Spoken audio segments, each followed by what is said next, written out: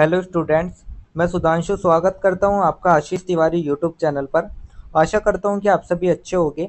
मैं इस चैनल के माध्यम से आप सभी के लिए लेकर आया हूं एक वीडियो लेक्चर सीरीज जो बेस है आपके ऑल यूजी कोर्सेज के ऑल सेमेस्टर के भारतीय भक्ति परंपरा और मानव मूल्य नाम की एक इम्पोर्टेंट किताब पर, जो कि आपका वैल्यू एडिशन कोर्स यानी कि आपका वैक का सब्जेक्ट है। तो स्टूडेंट, अगर आप ड्यू, सोल, रेगुलर या किसी और यूनिवर्सिटी से सब्जेक्ट पढ़ रहे हैं तो ये सीरीज आपके लिए बहुत ही उपयोगी साबित होने वाली है, क्योंकि इसमें हम हर चैप्टर को सिंपल भाषा में समझेंगे, इंपॉर्टेंट कॉन्सेप्ट्स को ब्रेक डाउन करेंगे और एग्जाम पॉइंट ऑफ व्यू से भी डिस्कस करेंगे। तो स्टूडेंट, अगर आप DU, SOL, regular, NCWEB and other किसी के भी सब्जेक्ट को समझना चाहते हैं आसानी से, तो चैनल को सब्सक्राइब जरूर कर लीजिएगा, वीडियो को लाइक कर लीजिएगा और अपने दोस्तों के साथ शेयर करना ना भूलें। एंड सोल से रिलेटेड डेली अपडेट्स के लिए आप सभी हमारा व्हाट्सएप चैनल फॉलो कर लीजिएगा।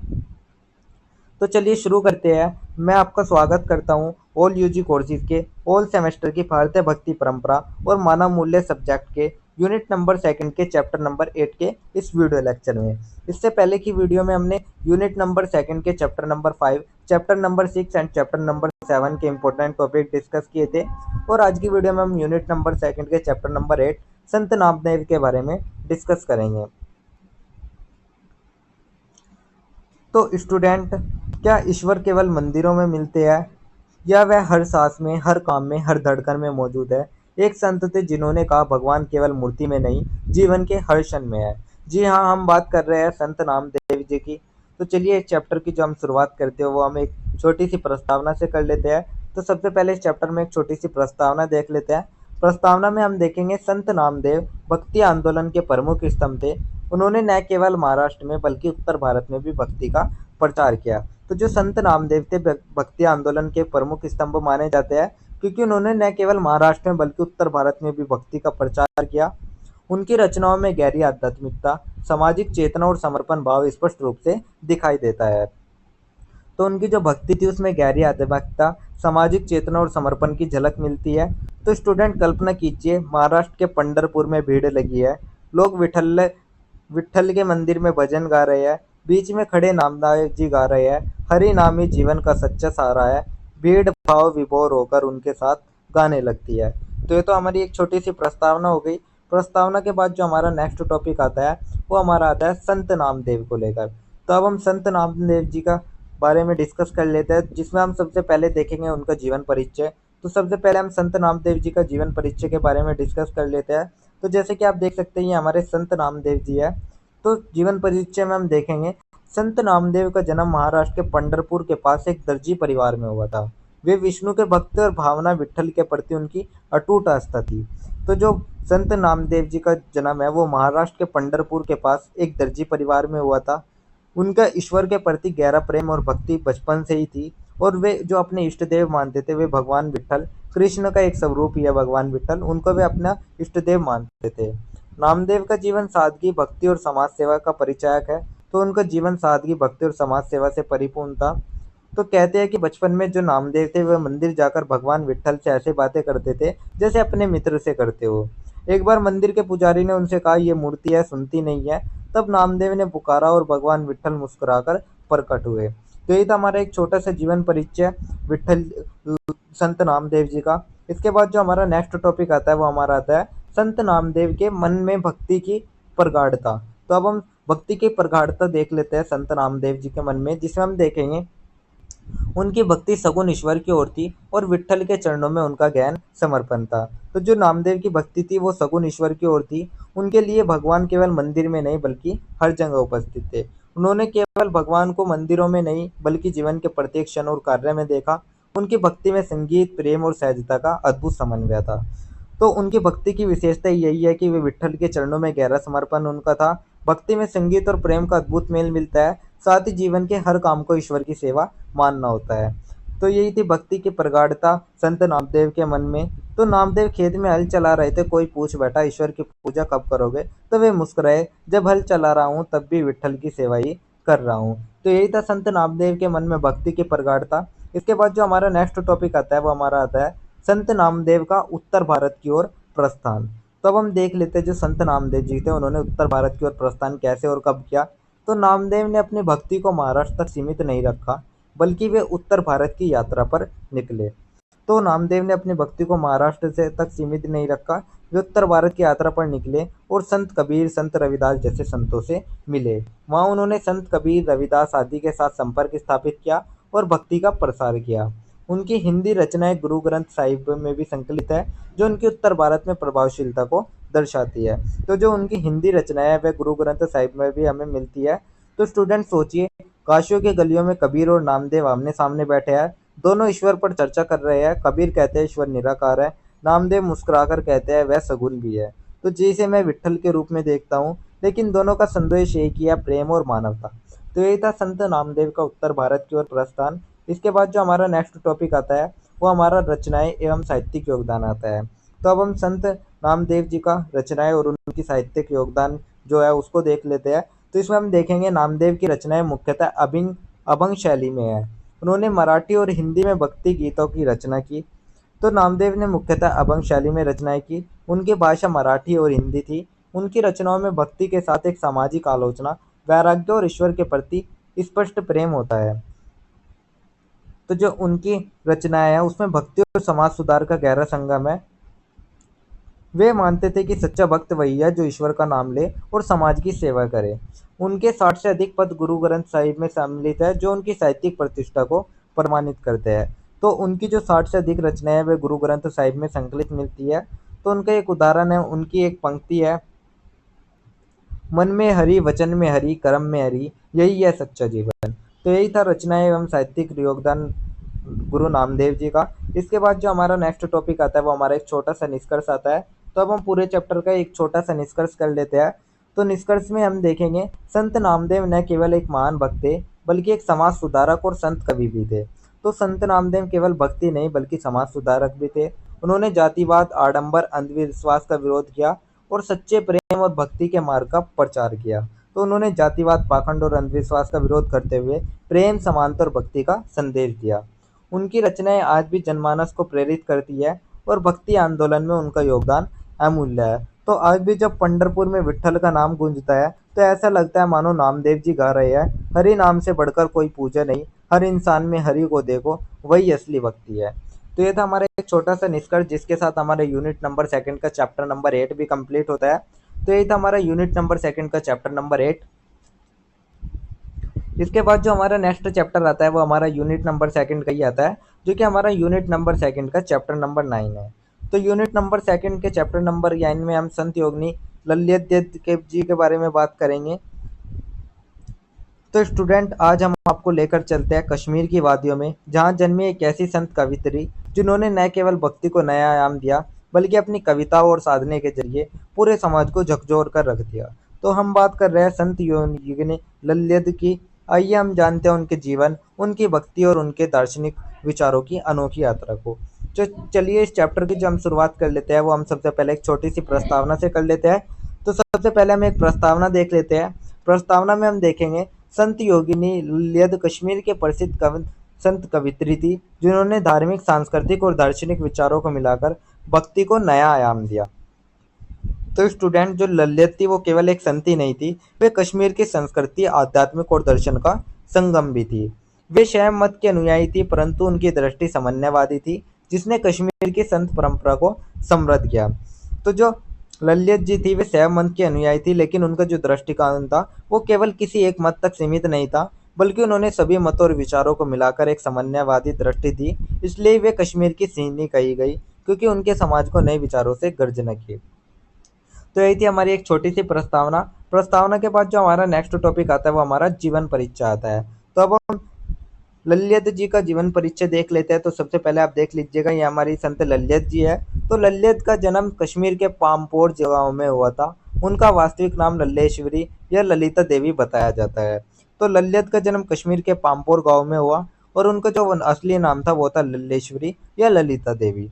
उनका विवाह कम उम्र में हुआ, परंतु गृहस्थ जीवन से उन्हें संतोष नहीं था। उन्होंने सांसारिक जीवन से त्याग कर ईश्वर की खोज में स्वयं को समर्पित कर दिया। तो बहुत ही कम उम्र में उनका विवाह हो गया था, लेकिन उन्होंने सांसारिक जीवन में उन्हें संतोष नहीं मिला, तो समाज और घर परिवार की सीमाओं से परे वे हमेशा सत्य और ईश्वर की खोज में रही। वे अलग साधिका बनकर कश्मीर में घूम घूर कर उपदेश देती रहे। तो आखिरकार उन्होंने गृहस्थ जीवन भी छोड़ दिया और एक अलग साधिका बन गई। वे घाटियों और गांवों में घूम घूर कर लोगों को सच्ची भक्ति और आत्मज्ञान का संदेश देती थी। तो कश्मीर की वादियों में उनकी वाणी वाक के रूप में गूंजती थी। तो यही था हमारा संत ललित जी का एक जीवन परिचय। इसके बाद जो हमारा नेक्स्ट टॉपिक आता है वो हमारा आता है ललित की भक्ति भावना। तो अब हम बात कर लेते हैं ललित की भक्ति भावना के बारे में। तो ललित की भक्ति भावना अद्वैत वेदांत और कश्मीरी शैव दर्शन से प्रभावित थी। उन्होंने आत्मा और परमात्मा के एकत्व को स्वीकारा और सांस्कृतिक द्वैतों को तिलांजलि दी। तो ललित की भक्ति की जड़ें थी अद्वैत वेदांत और कश्मीरी शैव दर्शन में। उनका मानना था कि आत्मा और परमात्मा एक ही है। उन्होंने सांसारिक द्वंद्व और झगड़ों को त्याग कर केवल आत्मज्ञान और प्रेम की साधना की। ललित कहती थी कि ईश्वर मंदिरों और कर्मकांडों में नहीं है, बल्कि हमारे भीतर है। तो उन्होंने लोक भाषा में वाक रचनाएं लिखी जिनमें ईश्वर प्रेम साधना और ज्ञान की गहराई मिलती है। तो उनकी रचनाओं में व्याख में साधना, प्रेम और गहरे ज्ञान की झलक हमें मिलती है। तो यही थी ललित जी की भक्ति भावना। इसके बाद जो हमारा नेक्स्ट टॉपिक आता है वो हमारा आता है ललित की भक्ति काव्य की दार्शनिक एवं सांस्कृतिक विचारधारा। तो अब हम ललित की भक्ति काव्य की दार्शनिक एवं सांस्कृतिक विचारधारा को समझ लेते हैं। तो ललित का भक्ति काव्य जीवन के अनुभव से उपजा हुआ दर्शन है। उनके वाक दार्शनिक गहराई लिए हुए है, जिसमें आत्मबोध, सत्य का साक्षात्कार और माया जाल से मुक्ति के संदेश है। तो दोस्तों, जो ललित का काव्य है वो केवल कविता नहीं है, बल्कि जीवन के अनुभव से उपजाया हुआ दर्शन था। तो उनको हमें जो मिलता है वो हमें मिलता है कि आत्मबोध का संदेश, सत्य का साक्षात्कार और माया जाल से मुक्ति की प्रेरणा। उन्होंने कश्मीरी भाषा में रचनाएं की, जिससे लोक भाषा को दार्शनिक अभिव्यक्ति मिली और भक्ति साहित्य का लोकव्यापी स्तर हुआ। तो उन्होंने अपनी रचनाएं कश्मीर भाषा में लिखी, जिससे कि साधारण जनता भी गहरे दार्शनिक विचारों को समझ सके। इसलिए ललित ने भक्ति साहित्य को लोकव्यापी और जनमानस के करीब ला दिया था। तो यही थी ललित की भक्ति काव्य की दार्शनिक एवं सांस्कृतिक विचारधारा। इसके बाद जो हमारा नेक्स्ट टॉपिक आता है वो हमारा निष्कर्ष आता है। तो अब हम पूरे चैप्टर का एक छोटा सा निष्कर्ष देख लेते हैं। तो निष्कर्ष में हम देखेंगे ललित ने धार्मिक रूढ़ियों और ब्रह्म आचारों की आलोचना कर प्रेम, भक्ति और आत्मज्ञान पर आधारित भक्ति परंपरा को नया रूप दिया। तो ललित केवल कवित्री नहीं थी, बल्कि समाज सुधारक और आध्यात्मिक मार्गदर्शक भी थी। उन्होंने भारी आडंबर, पाखंड और धार्मिक रूढ़ियों का विरोध किया। उनकी साधना, सरल भाषा में गूढ़ विचार और समाज सुधार दृष्टिकोण उन्हें भारतीय परंपरा में एक विशिष्ट स्थान प्रदान करते हैं। तो जो उनकी साधना और कविताएं हैं वे हमें सिखाते हैं कि सच्चा प्रेम ही भक्ति है, आत्मज्ञान ही मुक्ति का मार्ग है और सरल भाषा में गहरे विचार भी दुनिया को बदल सकते हैं। तो स्टूडेंट ललित हमें आज भी हमें यही याद दिलाती है कि भक्ति केवल ईश्वर की उपासना नहीं है, बल्कि आत्मा की स्वतंत्रता और मानवता का संदेश भी है। तो यही था हमारा एक छोटा सा निष्कर्ष, जिसके साथ हमारा यूनिट नंबर सेकंड का चैप्टर नंबर 9 भी कंप्लीट होता है। तो यही था हमारा यूनिट नंबर सेकंड का चैप्टर नंबर 9। इसके बाद जो अब हमारा नेक्स्ट चैप्टर आता है वो हमारा यूनिट नंबर सेकंड का ही आता है, जो कि हमारा रहने वाला है यूनिट नंबर सेकंड का चैप्टर नंबर 10, जिसमें हम कुंचन नंबियार, वेमना और सारला दास के बारे में डिस्कस करेंगे। तो स्टूडेंट, भारतीय भक्ति परंपरा केवल उत्तर भारत तक सीमित ही नहीं रही, दक्षिण भारत के कवियों और संतों ने भी समाज को नया रास्ता दिखाया। तो आज हम जानेंगे 3 ऐसे ही महान कवियों, कुंचन नंबियार, वेमना और सारला दास के जीवन, विचार और उनके योगदान की कहानी। तो आइए शुरू करते हैं इस आध्यात्मिक और सामाजिक यात्रा को। तो चलिए इस चैप्टर की जो हम शुरुआत कर लेते हैं वो हम सबसे पहले एक छोटी सी प्रस्तावना से कर लेते हैं। तो सबसे पहले हम एक छोटी सी प्रस्तावना देख लेते हैं। प्रस्तावना में हम देखेंगे भारत की भक्ति परंपरा केवल उत्तर भारत तक सीमित नहीं रही, दक्षिण भारत के संत कवियों ने भी सामाजिक, सांस्कृतिक और धार्मिक चेतना को जागृत किया। तो स्टूडेंट, जो भारतीय भक्ति परंपरा है उसका उद्देश्य सिर्फ ईश्वर से प्रेम नहीं था, बल्कि समाज में फैली बुराइयों का विरोध करना और लोगों को जागरूक करना भी था। तो इसी कड़ी में दक्षिण भारत के संत कवियों ने अपनी अपनी क्षेत्रीय भाषाओं में साहित्य रचा, पाखंड और अन्याय का विरोध किया और भक्ति को जीवन की दिशा बनाया। तो इन संत कवियों ने भक्ति को जन जन तक पहुंचाने के लिए लोक भाषा, हास्य, व्यंग और नीति का सहारा लिया। तो यही था हमारा एक छोटी सी प्रस्तावना। प्रस्तावना के बाद जो हमारा नेक्स्ट टॉपिक आता है वो हमारा आता है विषय प्रवेश। तो अब हम बात कर लेते हैं विषय प्रवेश के बारे में। तो इस अध्याय में 3 ऐसे दक्षिण भारतीय भक्त कवियों का परिचय हम देखेंगे जिन्होंने अपनी क्षेत्रीय भाषाओं में साहित्य रचा, जो कि कुंचन नेबियार जी थे केरल के। दूसरे आते सामाजिक बुराइयों का विरोध किया, वेमना आंध्र प्रदेश के, और भक्ति को जीवन की दिशा बताया, सारला दास उड़ीसा के। तो इन सभी ने अपने कविता और साहित्य के माध्यम से समाज को जगाया। इनका मकसद सिर्फ पूजा पाठ ही नहीं था, बल्कि नैतिक चेतना, सामाजिक सुधार और भक्ति के जरिए जन जागरण भी था। तो यही हमारा विषय परिवेश हो गया। इसके बाद जो हमारा नेक्स्ट टॉपिक आता है वो हमारा आता है कुंचन नंबियार को लेकर। तो अब हम सबसे पहले कुंचन नंबियार के बारे में बात कर लेते हैं।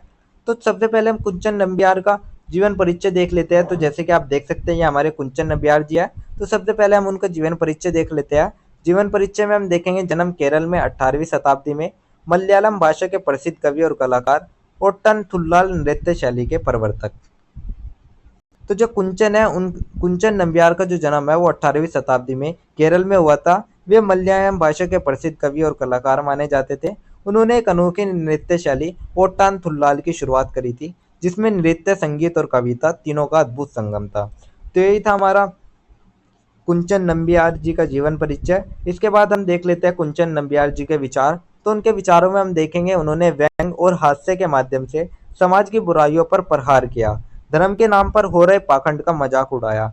तो जो नेबियार थे वे उनका मानना था कि सच्ची भक्ति वही है जो समाज में सुधार लाए। उन्होंने व्यंग और हास्य के माध्यम से समाज की बुराइयों और धार्मिक पाखंड पर तीखा प्रहार किया। उनका मानना था कि भक्ति का रास्ता केवल ईमानदार और जनहितकारी होना चाहिए। तो उनकी कविताएं पढ़कर लोग हंसते भी थे और सोचने पर भी मजबूर होता जाते थे। तो यही थे हमारे कुंचन नंबियार जी के विचार। इसके बाद जो हमारा नेक्स्ट टॉपिक आता है वो रचनाएं आता है। तो अब हम बात कर लेते हैं कुंचन नंबियार जी की रचनाएं के बारे में। तो उन्होंने थुल्लाल काव्य विधा में कई रचनाएं की जो लोक भाषा में थी। प्रमुख विषय था सामाजिक असमानता, भ्रष्टाचार और धार्मिक पाखंड। तो जो थुल्लाल काव्य था उसकी विधा में इनकी कई रचनाएं मिलती है और उसमें यही विषय थे सामाजिक असमानता, भ्रष्टाचार और धार्मिक आडंबर। तो उनकी जो शैली थी वो सीधी, सरल और व्यंग्यात्मक थी ताकि आम लोग भी उसको समझ सके। तो ये थी संत नंबियार जी की, कुंचन नंबियार जी की रचनाएं। इसके बाद जो हमारा नेक्स्ट टॉपिक आता है वो हमारा जीवन संदेश आता है। तो अब हम कुंचन नंबियार जी का जीवन संदेश देख लेते हैं।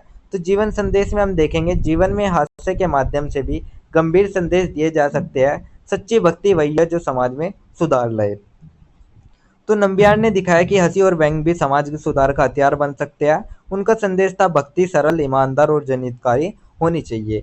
तो ये था उनका जीवन संदेश, जिसके साथ हमने आपका कुंचन नंबियार जी को देख लिया है। इसके बाद जो हमारे नेक्स्ट आते हैं वे हमारे वेमनाथ जी आते हैं। तो अब हम वेमनाथ जी का सबसे पहले एक जीवन परिचय देख लेते हैं। तो आप देख सकते हैं ये हमारे वेमनाथ जी है।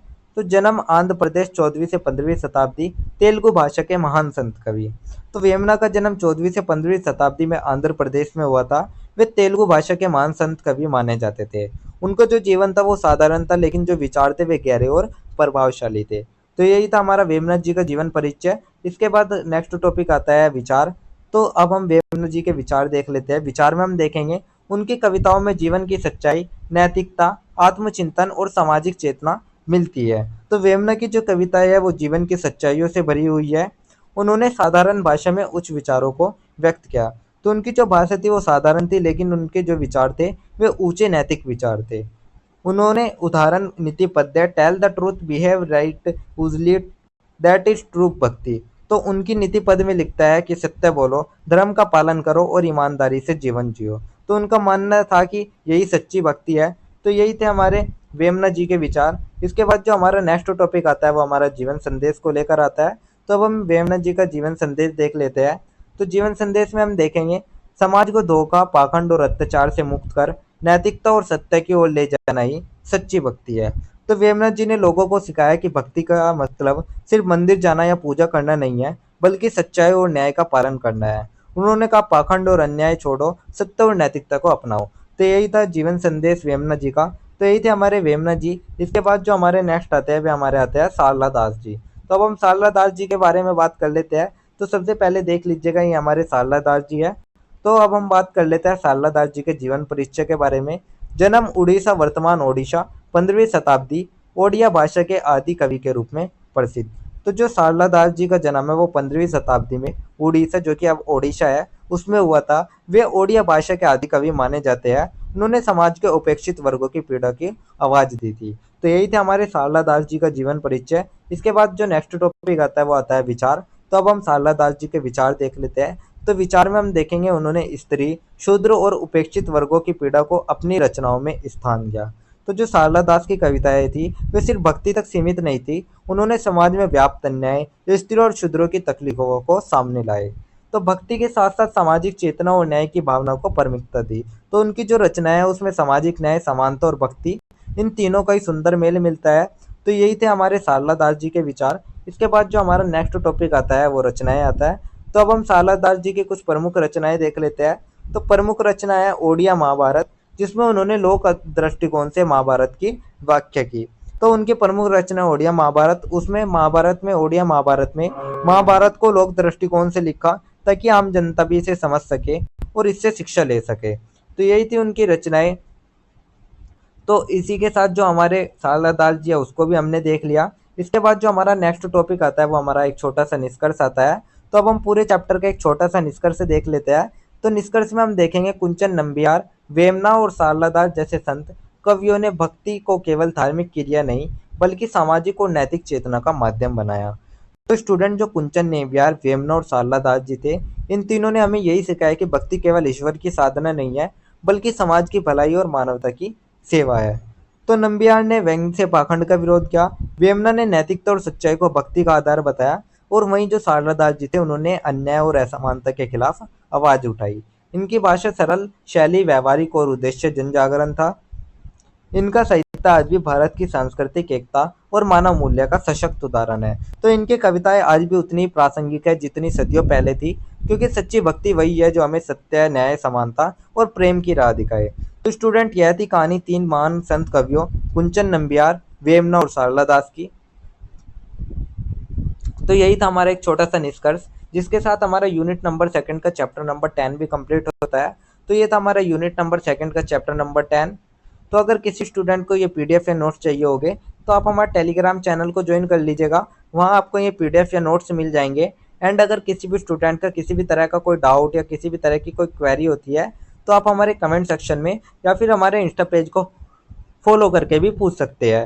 डेली अपडेट्स के लिए आप सभी हमारा व्हाट्सएप चैनल फॉलो कर लीजिएगा। और अगर आपको ये लेक्चर उपयोगी लगा तो वीडियो को लाइक करें, चैनल को सब्सक्राइब करें और अगले अध्याय के लिए तैयार रहिएगा, जहां हम बात करेंगे हमारे next chapter number 11, chapter number 12 और चैप्टर नंबर 13 के वीडियो लेक्चर में। आज के वीडियो लेक्चर में हमने चैप्टर नंबर 8, चैप्टर नंबर 9 और चैप्टर नंबर 10 को कवर किया और नेक्स्ट चैप्टर में हम चैप्टर नंबर 11, चैप्टर नंबर 12 और चैप्टर नंबर 13 के बारे में डिस्कस करेंगे। तो आप सभी का बहुत बहुत धन्यवाद। आपका दिन शुभ रहे।